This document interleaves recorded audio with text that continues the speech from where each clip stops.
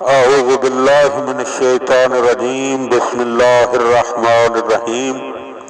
مولا کائنات حضرت امیر المومنین علی ابن ابی طالب علیہ السلام کے مجموعہ کلام نہج البلاغہ کے پہلے باب کا خطبہ نمبر 78 ومن خطبۃ لہ علیہ السلام، آپ علیہ السلام کے خطبے کا ایک حصہ بعد حرب الجمل، جنگ جمل کے بعد، فی ذم النساء، جس میں آپ نے عورتوں کی مذمت فرمائی۔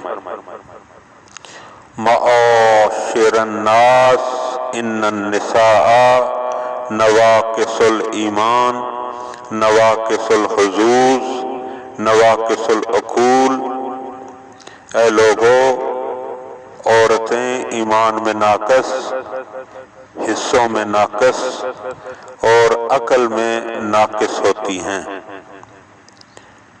فَأَمَّا نُقْصَانُ إِيمَانِهِنَّ فَقُعُودُهُنَّ عَنِ الصَّلَاةِ وَالصِّيَامِ فِي أَيَّامِ حَیضِهِنَّ،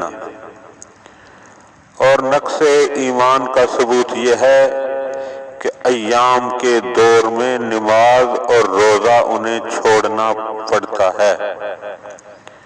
وَأَمَّا نُقْصَانُ عُقُولِهِنَّ فَشَهَادَةُ امْرَأَتَيْنِ كَشَهَادَةِ الرَّجُلِ الْوَاحِدِ، اور ناقص العقل ہونے کا ثبوت یہ ہے کہ دو عورتوں کی گواہی ایک مرد کی گواہی کے برابر ہوتی ہے۔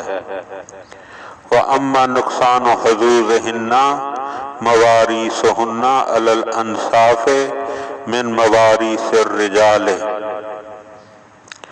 اور حصہ و نصیب میں کمی یوں ہے کہ میراث میں ان کا حصہ مردوں سے آدھا ہوتا ہے۔